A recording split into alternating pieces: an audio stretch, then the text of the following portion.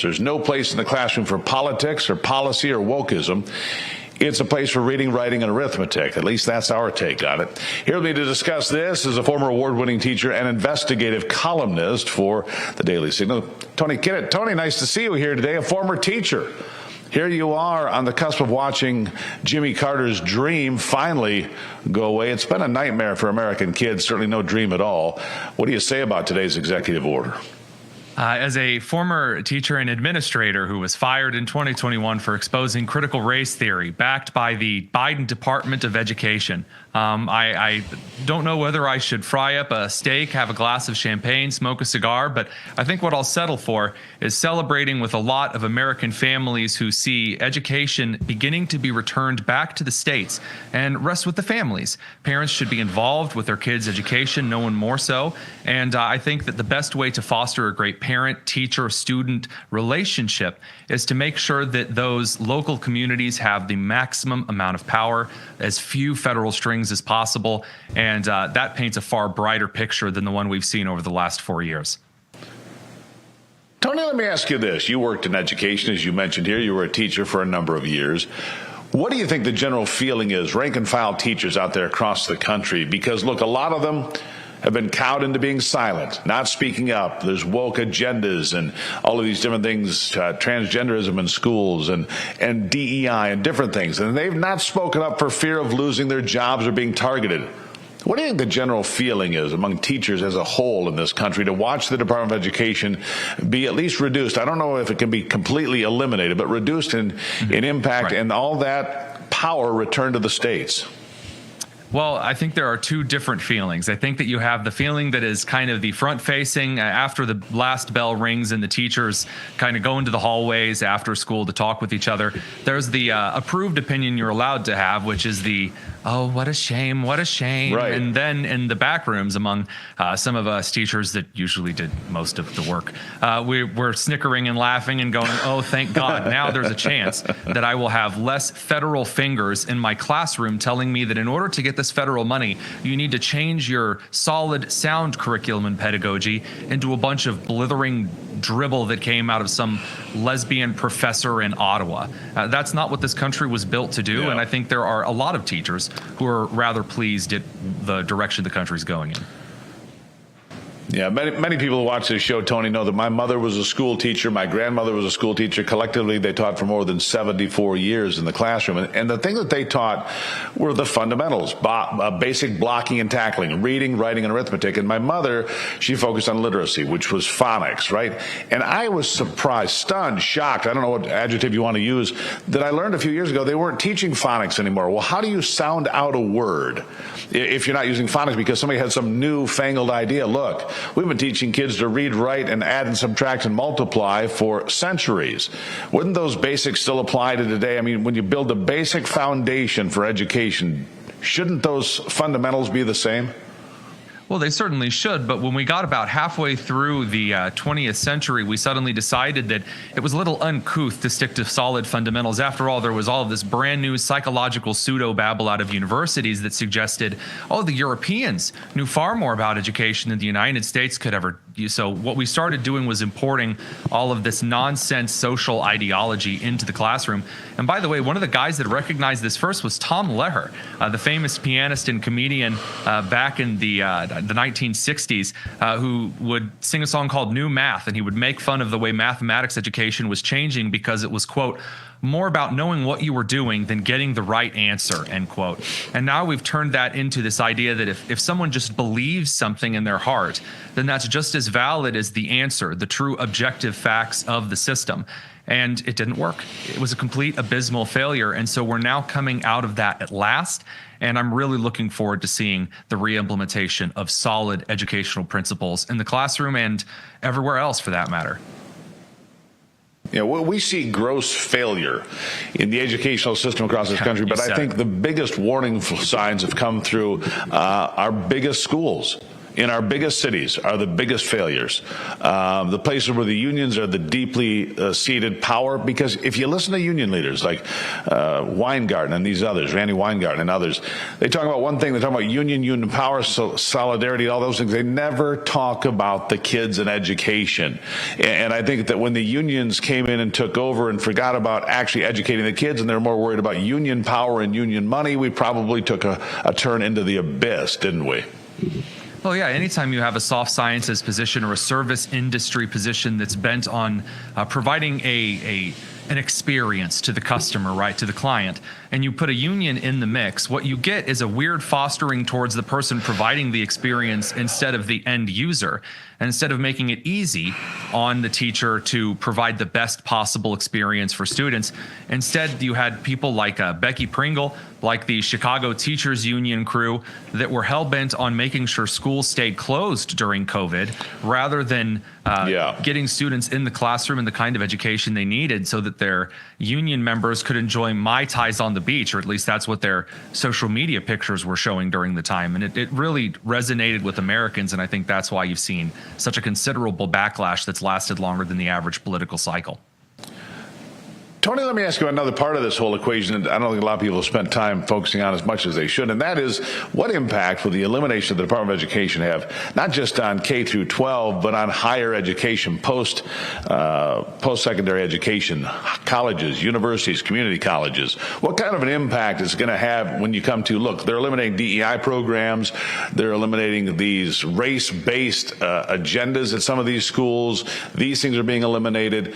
What is the impact on higher education in America? Well, I'm sure that a lot of people don't know this, but the vast majority of employees at the Department of Education, especially before the 50% layoffs, were simply rubber stamping grants for universities and higher education. So you would be when I was getting my master's degrees at Ball State in education, I had a member of my cohort who actually submitted a grant proposal for a study involving prophylactics on cow udders. Yeah, really weird, right? And the grant got approved because there's an entire crew over at the USDO Ed that just rubber stamps grants. And so I think that, at least I pray, that you'll be seeing a lot fewer of these grants going out so that someone can create transgender mice or look at the effects of the color pink at the DMV, you know, the kind of things you would expect liberal professors to request money for. Look, Tony, for a kid that grew up across from a dairy farm, I can tell you that bag balm is all you need for a cow's udder to get it back supple and producing milk again. Look, this is not high science, and I don't need $1 million to tell you that. Bag balm, that's what you want. Muncie, Indiana is a beautiful town, but what about these other towns around the country where you've got a lot of people still pushing back? I just saw the University of Pennsylvania has been cut off for funding for continuing to push DEI and woke agendas when it comes to men and women's sports. Some of these schools think that they can basically give the proverbial middle finger to Donald Trump and Washington. That's not going to fly, is it? No, so there is something about this that we all need to consider. If you're going to give the federal government a mechanism of funding to state and local entities, like in this case UPenn or Columbia or whomever you wish to put in the situation, you're going to have strings attached to the money. That's just common sense. That is how that is going to function. It's one of the reasons I think that Trump pushing the money back to the states directly is a good idea. But in this case, the Trump administration doesn't want rampant racial discrimination happening on campuses. And if you think that you can take my taxpayer money and then also discriminate on my dime, there's going to be a bit of a problem with that, as there should be. Yeah, well, you touched on something there, Tony, that I just... Look, we would see headlines come up, those of us out here in normal America, and say, what are they talking about? Like, math is racist. English language is racist. Social studies is racist. World history, everything apparently was racist. And then you have these 1619 Project people running around spreading that filth in the classroom as well. I hope some of that's going to come to an end. What do you think is going to be the future of the 1619 Project or some of the other things I just mentioned? Well, as the 1619 Project is completely historically inaccurate and shouldn't be allowed inside any school unless you're doing a routine on making fun of garbage false histories or maybe a course on propaganda. I expect those things to come to an end because they just don't produce results. I remember when my boss at Indianapolis Public Schools was telling me that we needed to bring Indiana University in to study how racist our math curriculum was. And it was amazing to watch the director of science and math at IPS stammer because she couldn't tell me how math might be racist. And I'll choose not to go on, but yes, I'm excited to see these things coming to an end. Yeah. So here's my wish. Like I said, I come from a long lineage of teachers, and teachers taught me my love of language, which is probably why I do what I do today. There is one thing I'd like to see removed from the classrooms, and that is Howard Zinn and A People's History of the United States. You talk about false history and garbage. I'd like to see Howard Zinn's books banned completely just because they're completely hateful toward America, inaccurate, have been panned by numerous historians for being complete and utter garbage. That's my wish list as we go forward. Tony, what's yours? And I'll give you the last word. Well, I'd say that would also be my wish as well, given that Howard Zinn likely directly took money from Soviet backers in order to push this false narrative of the United States being an imperious colonialist empire. It was the only way the Soviets could get into American education. In fact, Gorbachev is on record laughing at that being the greatest social success, was getting America to peddle this "we're so sorry for colonialism" narrative. So, yeah, Howard Zinn can be booted out, and I think all of the individuals subscribing to his stuff disbarred and discredited. I think the last thing we have to try to figure out is how many lawsuits get filed. The president's supposed to file that in, 45 minutes, something like that, the executive order. But the judges are sprinting to file an injunction. Dismantling, right? Oh, I can guarantee you, Tony, the lawsuits are already written. They're just waiting to drop them in the slot. I'm sure of that. But after that happens, next week you come back and talk more about it, because we're going to have to kind of catch up and see how this goes play by play. But that's part and parcel as to how they're trying to fight the Trump administration, no matter what they're up to. Tony, great conversation. Really appreciate you being here today. Appreciate you, Steve. Thanks. Thank you very much. All right, up after the break, more America's Voice Live. So don't go anywhere on this Thursday.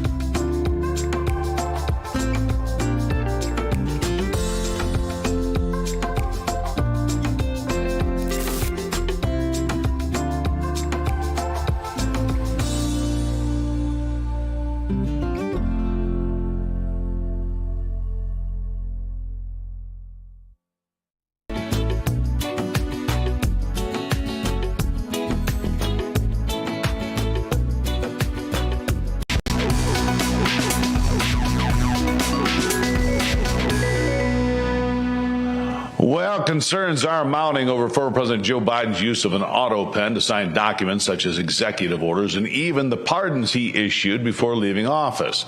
For those who don't know, auto pen signatures are ones that are automatically produced by a machine. Now, they copy the person who they're imitating, but that's what it is. It's an imitation, you see, as opposed to being authentic handwritten signatures. Well, President Trump and many experts are suggesting that the Biden pardons may now be challenged in light of the disclosures of the auto pen being used. Here with me to discuss this, the chair at the Constitutional Rights PAC, Larry Ward. Larry, nice to see you today.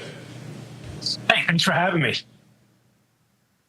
Well, let's talk about this. I've talked to some different attorney friends of mine, and they said, look, in this day and age, the auto pen gets used by governors and people make contracts on email and so forth, but there's a lot of concern about the auto pen if the president, for example, didn't know that he was authorizing something, which would be a fair question in Joe Biden's case. Is the auto pen legitimate? That's the question. That is a good question. It is going to be a high bar for the Trump team to mount evidence to actually pull these executive orders back, pull these pardons back. I think there's a case, and I think they should go forward because just the disclosure alone will tell us a lot. Because let's be honest, the Biden wasn't making any decisions himself. I mean, you can go back to the president when he was actually signing himself. If you remember when he was signing the executive orders, I think it was one of the last times he did it on television because he said, what is this I'm signing? I don't know what I'm signing. And they had to tell him what he was signing. So even when he was there, he wasn't really there, right? So there are lots of legitimate questions. And where did they get this idea to have basically a brain dead president sign all of these executive orders? Well, they got this idea from communist Russia, from the USSR, because there was a guy named Lev Kamenev who was an aide of then founder of the USSR, Vladimir Lenin, and Vladimir Lenin was suffered a whole bunch of strokes towards the end of his life, and was a lot of people believed was completely a vegetable, and Lev just took his hand and moved around the paper. I don't know if he kept his hand straight and moved the paper underneath him or moved his hand to sign whatever he needed to sign. So that's where they got the idea. That's where the Democrats get most of their ideas, is from communists. Well, some truth to that. I think the first time that it happened in modern American history was 2011 with Barack Obama, and it was challenged. But they said because he had authorized it, he's fully aware of it, it was legal. It was constitutional. Okay, so we can debate that a little bit. But if the president is unaware, and you have to go back to the report that said that Joe Biden was basically a likable elderly man with a poor memory, did he have the capacity to issue the directive to say, go ahead, yes, use the auto pen, sign my name to it? We also know that Mike Johnson asked him about liquid natural gas deliveries to Europe and elsewhere. He said, I never signed that. And they had to show him, yes, you did. Here it is. Clearly demonstrating again, Larry, that he was not in command of his faculties, didn't know what he was signing or not signing for that matter. But one of my attorney friends said this: the problem you face is how do you prove it? How long does it take? And at some point, you just end up being stuck with it because it's taken too long to remedy. What do you say to that? Well, the pardons are something different because the pardons actually give, legal cover, for basically their entire life for that period of time. So it's not just an executive order that Trump could easily just overturn. The pardons are something that there is an actual, real life consequence over time, if they were really pardoned by the president or if, they were pardoned by his staff. Like, you got to remember everything that the president said. How many times did he say he was going to get in trouble by his staff? How many times did he say, I've been fired, or, he was too many to count.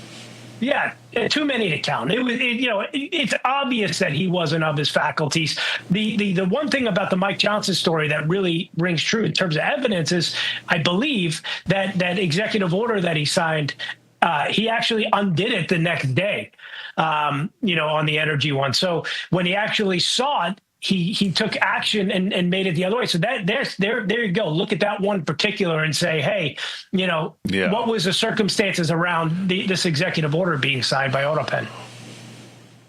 I also read today, and I think that you might have seen this as well, that one of the sentences that was commuted, one of the commutations handed down by Joe Biden to a drug dealer, to a cocaine dealer, I believe in Florida, this guy just rearrested, maybe it was Alabama, just rearrested for a series of drug crimes, including cocaine. I wonder if he ever visited the White House and lost something on his stroll through. It makes a guy wonder why a guy would get a commutation who's a lifelong drug dealer, and now he's back in jail because he is a drug dealer. It just makes you wonder about all these things, and I don't know how much can be corrected, Larry, if any of it.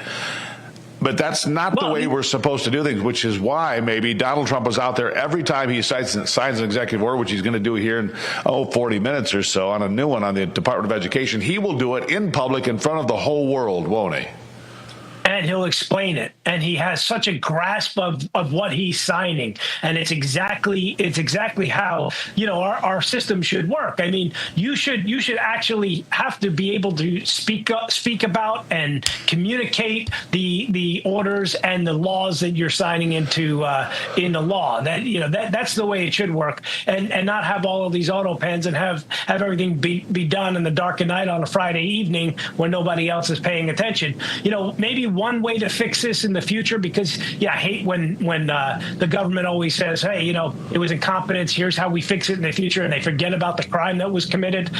We can't forget about the issue, but there is a way to fix it in the future. There's biometrics everywhere. Make the president of the United States use his fingerprint, use his face ID. There's ways to ensure that the president is aware on that particular document that they are signing it or using the auto pen. I guess my last question, Larry, real quick. Do you expect some of these pardons for sure to be legally challenged at this point based on what we know? I'll give you the last word. I hope they are legally challenged, if not for anything else other than let's get to the bottom of what happened in the Biden administration. Let's get the disclosure. Let's bring this thing forward so that the American people can find out exactly what happened in the Biden administration. Do I think that they'll win? Probably not. Probably not. That's kind of where I come down, sadly. But at least you have to do the right thing. Whether you're going to win or lose, have integrity, challenge those signatures, do the right thing. Larry Ward, greatly appreciate you being here as always. Hey, thanks for having me again. All right, up after the break. To combat the drug cartels, the Pentagon has deployed an American destroyer to assist with America's military presence on the border with Mexico. That's a big deal. We'll talk about it after the break.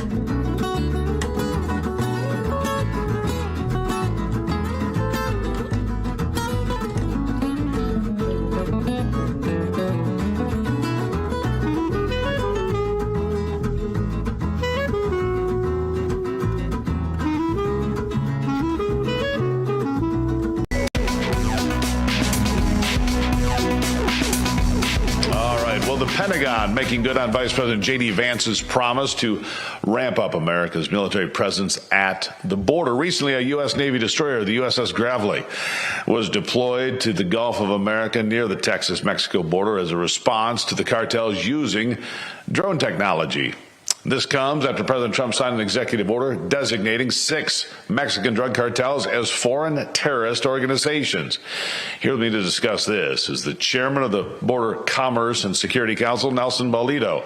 Nelson, nice to see you here today. This is a significant move, to say the least, put a military ship into play here. It's a destroyer. That means it can reach, it can do real damage. Would you be surprised, because this is the question that Americans have, would you be surprised to see the president take aim at some of these drug cartels with specific attacks inside sovereign Mexican territory?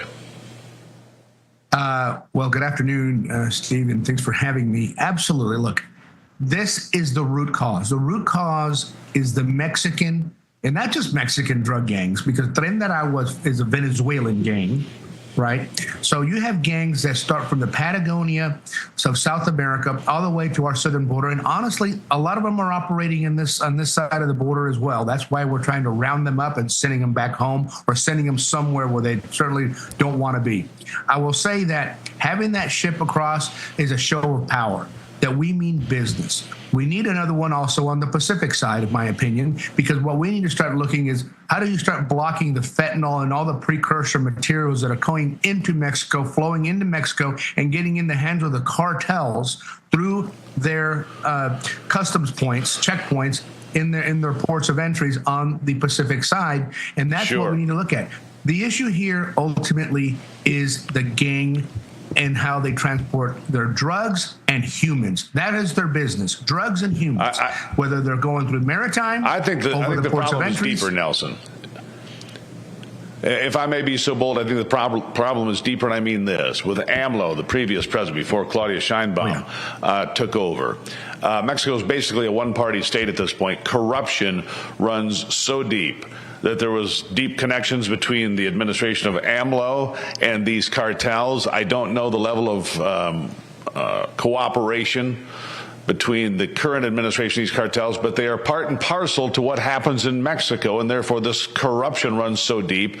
I wonder if they'll ever seriously take on the cartels until America does something bold. And what I mean by that, paramilitary organization goes in, takes out a cartel leader, or hits a cartel distribution point, or something of that nature. And then the question becomes, how does Sheinbaum and the Mexican government respond?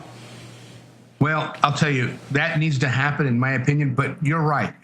There are many politicians that are knee deep into this problem. How they got elected, many of them have been in the news all over Mexico. There's more than overwhelming evidence of them using gasoline, U.S. gas, going over the southern border of the United States into Mexico and selling gasoline and using that gas to fund their campaigns. There's the governor of Tamaulipas. There's a governor of Sinaloa. There's some people in the federal government. Those people, they need to rout them out. The problem is, because you have AMLO and he's still calling the shots, Sheinbaum is there looking like a puppet for many cases, though she probably means well. She's restricted because he has a force hold both on the Senate and on the House, of which the leaderships of the Senate and the House are in collusion and have plenty of evidence in Mexico that they will not investigate for unknown reasons, or maybe because, again, they're all colluded.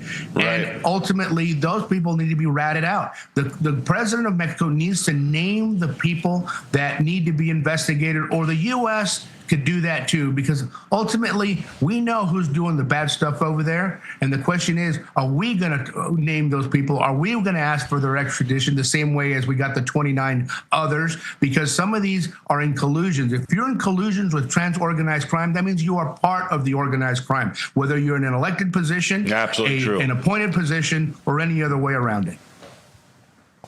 Nelson, you're exactly right. If you're getting paid, you're part of the problem. You're part of the corruption, which has run deep in Mexico for decades, as everyone knows. I greatly appreciate your insights here today, Nelson. Thank you very much. Steve, thanks for having me. All right, after the break, how are President Trump's AI initiatives shaping out after his announcement of Stargate back in his first days in office? That's coming up next and more on America's Voice Live.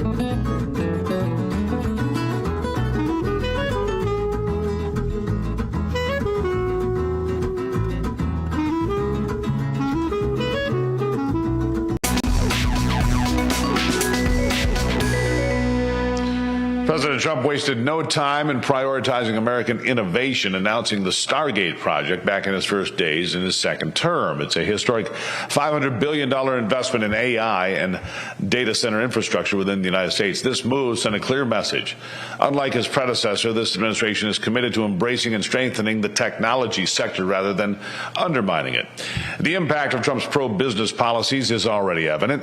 Apple recently announcing plans to invest more than $500 billion in the U.S., hire 20,000 new people over the next 4 years, a major win for American jobs and economic growth. Joining me now is the Net Choice Director of Policy, Patrick Hedger. Patrick, nice to see you today. Hey, thank you for having me. Look, I think it's fair to say, and this is going to be quite a statement, the world is going to change more in the next 10 years than it has the last 10,000. And the major driver, the biggest single reason for that is AI. It's going to be part of every aspect of our life, from entertainment to logistics to groceries in the refrigerator, all of it. AI is going to be the single biggest driving factor of human life on this planet going forward. Do you agree with that? I think that's well within the realm of possibility. What we are seeing here is not just a new technology, but a new general purpose technology. I think the best way to think about AI is to think about the advent and adoption of electricity itself. And so that you're going to have devices and industries that are powered both by electricity, but also have an AI component that supercharges their capabilities. So I think it's certainly fair to frame it that way. Certainly. I mean, AI is already, people all know about ChatGPT or Grok or whatever they look at, and they have fun with that. And they, I'm sure there are high school kids writing their papers, their term papers using AI and not using their brains. But in in a sense of using AI to diagnose illness. I mean, this is one area that has been incredibly important going forward. If you can take lab analysis of your blood and have it evaluated by AI, we're going to save lives, Patrick. That's pretty clear, isn't it? Yeah, we're going to be able to save lives in the medical space by tailoring medicine to the individual, by reducing side effects. AI is very good for that. It's very good at finding disease way ahead of time at a point when it is far more treatable. But we're also talking about AI saving lives against natural disasters as well.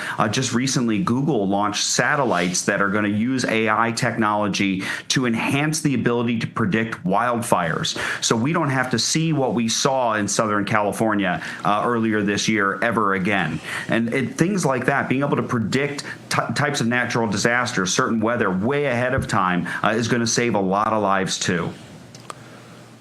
Yeah, in fairness, I could have predicted the wildfires in California when you have that many deadfalls on the ground. But I appreciate your point, Patrick, and I take it. But there are also downsides to this. I believe that 2025 is the last model year for motor vehicles that do not have to have automatic kill switches that are run by AI, which will be in next year's model of cars. For anybody who hasn't heard about this, the car is going to monitor you. If you get a little bit sloppy behind the wheel or veer a little bit or do whatever, it's going to assume that maybe you're under the influence of alcohol. But that's not necessarily true. If you have a mother with a couple of kids in the car, she's distracted, also the car shuts down. Well, it shuts it down where? Is it a safe neighborhood? Not a safe neighborhood. I mean, these are things that are concerning to me, and that's the overreach of AI. What do you say to those sorts of concerns? Yeah, I hear those concerns. As a civil libertarian, I sympathize with those concerns, and they concern me as well. But I don't see those as problems with AI. I see those as problems with government. And we need to make sure that we keep regulatory agencies in check, a lot like what this administration is doing right now, and ensure that AI is being used in ways that are enhancing our experiences and not being used in ways that invade our privacy, as you suggested there with that example. So that's why we just submitted comments to the White House. The White House has asked for information related to an AI action plan. And one of the things at NetChoice that we emphasized was putting together and backing a national data privacy framework, because AI is not just powered by electricity, it's powered by data. So if we can get good privacy protections in place, that's a great step towards making sure that government doesn't use AI to abuse civil liberties. Yeah, and the last concern, of course, is the AI applications on the battlefield, which will be many. Unmanned drones, unmanned aircraft, unmanned robots, well, they look like dogs. I call it a robot dog. You've seen all of these things, of course, that are armed and lethal. And if they go off onto the battlefield, there is no human component to reel those things back in. I mean, that's kind of a nightmare Stephen King type of scenario, but it's also one that we all think about out here. So there is a balance out there, and I'll give you the last word on all of this is to, there's good, but as you pointed out, a bad government can create abuse of the power. Patrick, last word to you. Yeah, absolutely. The one thing I'll say Hollywood got right about AI is if there's a bad AI out there in the Terminator, you're going to want one for yourself. And I got news for you. The Chinese already have very advanced, sophisticated AI models that they're using in all of these applications, including defense. So we don't want to unilaterally disarm ourselves while China steamrolls ahead on AI. We need to keep pace, but we have to do it in a smart way. Agreed. And I agree with you. I could use a Terminator. I mean, who couldn't on any given Thursday? Patrick Hedger, greatly appreciate you being here, my friend. Thank you very much. Thank you. All right. Well, the IRS is the largest collection agency in the world. They'll use AI to come get you, too, someday. I guarantee you that. April 15th, fast approaching. It's more aggressive than ever. In 2025, enforcement has ramped up. And if you owe back taxes or have unfiled returns, look, waiting is just not an option. The longer you do, the worse it gets. It's that simple. Ignoring your tax troubles is the worst thing you can possibly do. April 15th marks another tax year that has passed you by. Getting ahead of this now is the smart move, but never contact the IRS alone, period. Instead, let the experts at Tax Network USA handle it for you. Talk with one of our strategists today. It's free. Stop the threatening letters. Stop looking over your shoulder. Protect yourself from property seizures and bank levies. Don't let the IRS control your future, please.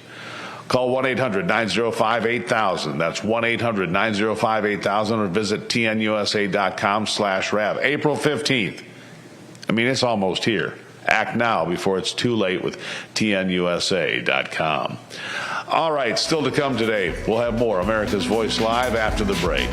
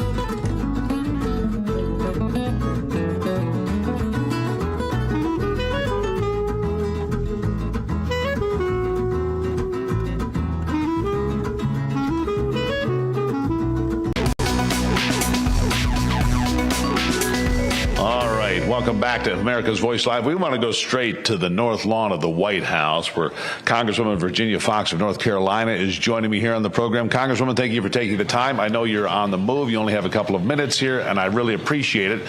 But Donald Trump is going to sign an executive order here in the next 15 or 20 minutes that will basically begin the dismantling of the Department of Education. Tell me your thoughts on that. Well, I always point out to people, and I'm sorry I didn't bring my pocket copy of the Constitution with me, but the word education is not an enumerated power for Congress to be doing. So the founders rightfully said they were going to leave things to the states and to the people, and education was one of those. So the appointment or the development of the Education Committee was really a bribe to the NEA by President Carter. He wanted their help to get elected, and they said, we'll help you if you create the Department of Education. So that was in 1980, just before he went out. You know, President Reagan said he would abandon it, but he didn't. And so I've said all along, we do not need a Department of Education at the federal level. It is unconstitutional. We need to leave the education of our children and our young adults to the states and to the people themselves. Right. It's not clear that Donald Trump can eliminate the Department of Education altogether, but he can make several steps in that direction. And you mentioned this, and I want to ask you this. How detrimental, in your estimation, have these unions been to our children? I mean, look, our scores in math and reading and science are terrible. Ever since the opening of the Department of Education, they have gone down. But the unions have done pretty well for themselves. What do you make of that? Yes, the unions have done well. They kept the schools closed during COVID, which was tremendously detrimental to our students, since we have spent over $3 trillion on trying to improve reading since 1965. And as you say, the scores have gone down. Since 1979, $1 trillion.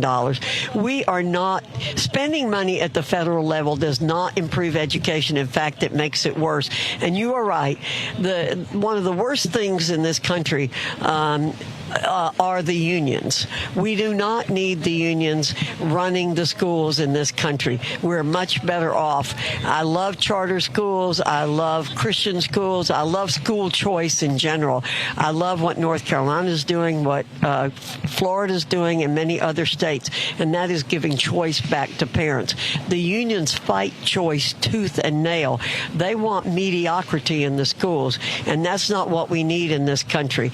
You know, we used to have the greatest higher education system in the world, and it has devolved into a negative situation also. So at all levels of education, we need to get the unions out. I just want to ask you one more question on a different topic here that's been in the top of the headlines, and that is the Department of Government Efficiency, DOGE, of course, that is being spearheaded by Elon Musk. His Tesla dealerships being targeted by violent criminals around the country, and it seems that a lot of the Democrats on the other side of the aisle, your colleagues, are celebrating the fact that Elon Musk's Tesla dealerships are being attacked. Does that have any place in American politics today? Violence has no place in American politics today. And it is interesting that they touted Elon Musk before he got involved with President Trump. They wanted electric vehicles. They thought that was the answer to our climate, quote, crisis. We don't have a climate crisis in this country. And electric vehicles are much worse than the other vehicles that we have in this country. You see, they have no philosophy. They have no consistent philosophy. They have no morality. So as soon as they don't like Elon Musk, they start attacking him, and they start attacking Tesla. It is ridiculous and should be stopped. These people should be prosecuted to the fullest extent of the law. Congresswoman, I greatly appreciate you taking a few minutes. I know you're very busy today. You're on your way in to watch the executive order get signed. Thank you for stopping by. I am. Well, next time ask me how I really feel, and I'll tell you. How's that? I truly appreciate that. We like common sense, and we like to the point, my friend. Thank you very much. And that's what I am and have been all my life. God bless you. God bless you. God bless you. There she is. All right. Virginia Fox, North Carolina, member of Congress, and a spitfire, to say the least, a spitfire. We're going to take a break here on America's Voice Live. I'll be right back.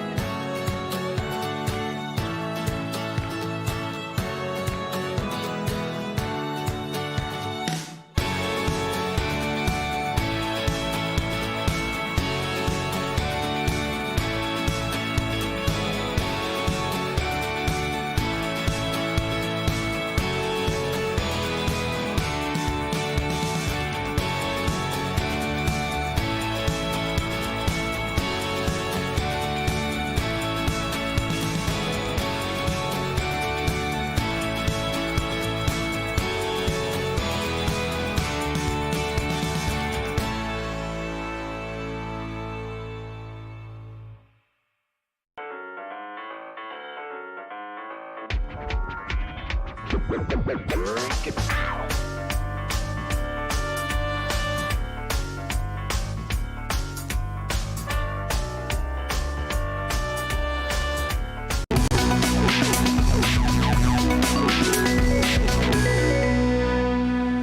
right, welcome back to America's Voice Live. Let's face it, none of us are getting any younger. I noticed that today when I looked in the mirror. I said, who's the old guy? Anyhow, staying healthy, more important than ever. Millions of Americans are always looking for ways to feel better, get in shape, improve their overall health. And today we have a special guest, Dr. Holly Lucille, here on behalf of Pure Health Research. She's going to talk to us about some great health supplements that could increase your chances of success with your health resolutions, so you can look your best, feel your best. And as a viewer, you're going to have an extra special deal coming up in just a moment as well. Dr. Holly, thank you for being here again. It's always so great to be here. Thank you. Greatly appreciate it. So, you said my haircut makes me look younger. I appreciate that. But that's just one step. I do think so. Well, I appreciate that. But let's talk about some of these supplements, all right? Let's talk about how closely you work with Pure Health Research. They make some wonderful supplements. What can you tell me, and why are they different? Because people can choose 1,000 different supplements today. Why these? Yeah, I've been in the industry for a long, long time, and I love their commitment to quality and transparency. They use only premium natural ingredients in all of their nutritional formulas. If you go to their website, there's about 45, I think, at this point in time. Every ingredient used is proven effective by a clinical study. So if you go to a particular product, you can see all of the ingredients listed, and a study, at least one, if not several, will be listed alongside of it. So you're taking something that actually works as advertised, which I love, right? So that transparency. Their formulas are non-GMO. They don't use any artificial anything, no chemicals, fillers, preservatives, and also they're manufactured right here in the United States. So it's just a few reasons. They also give back to the community. Yes. Yeah. All of them great. Yeah. I mean, it's good news. I mean, we're in a day and age when Make America Healthy Again is really the cry of so many people out there. They're sick and tired of all the, fake stuff you don't want, artificial colorings, artificial this and that. So that's fantastic. Let me ask you, what are some of the more popular supplements available? There are so many that I love. We've talked about the liver health formula, and I think that's still, and Bobby Jr. talks about liver health and fatty liver all of the time, because 1,000 Americans have it and they don't know it, right? So the liver health formula, I think over 2.5 million bottles sold, and this name implies exactly what it does. It supports thriving liver health, and that's important because your liver does over 500 different functions a day, and it's being beaten down by our modern day environment, and as you said, all of the things that we should not be ingesting in our body that we're going to be cleaning up here soon. So I love that. It also ignites your metabolism, so that stubborn belly fat. Also, if you're struggling with fluid retention, and I think a lot of people that aren't realizing it, they've got the lymph system support. For any of that fluid retention in your extremities. And then I also love the blood sugar formula, because cardiovascular and metabolic health are linked like this. And metabolic health, your hemoglobin A1C, that's an average of your blood sugar over the last 3 months. If it's elevated, if you're insulin resistant, if you've got that pooch around the middle, once again, it's so important to keep a healthy blood sugar. And so the blood sugar formula does exactly that. It can reduce appetite, crush those sugar cravings, and it makes it a lot easier to stay away from the tempting everything brings into the office, donuts and candy and you name what. Yeah. So it really helps with that. So also shrinking that belly fat. Gotta be careful, all that. Yeah. All of it. Yep. So that's all right. Those are here's the deal. Yes. Okay. Yeah, I love all three, but here's the deal. If you're interested in any of these formulas Dr. Holly has mentioned, head over to purehealthresearch.com, purehealthresearch.com, where you can find out more information about the 45 products they have and try them risk-free. And for the next 48 hours only, you'll save 35% on your order with the coupon code VOICE. 35%. You're protected by their 365-day money-back guarantee, so you risk nothing by giving them a try. But again, this incredible 35% discount only available for the next 48 hours. Doctor, thank you for being here. See you next time. Thanks. Greatly appreciate it. Again, one more time, purehealthresearch.com. Save 35% for the next 48 hours. 35%, 48 hours, purehealthresearch.com. I think she's right, by the way. You guys like that haircut? Pretty good, right? All right, just checking, because she said it made me look younger. I'm going to be going to that barber forever. Greatly appreciate you being here, spending part of your Thursday with us on Real America's Voice. Don't forget to check out the Steve Gruber Show Monday through Friday at 6 a.m. and come here every afternoon for your midday update from America's Voice Live. We'll talk to you soon.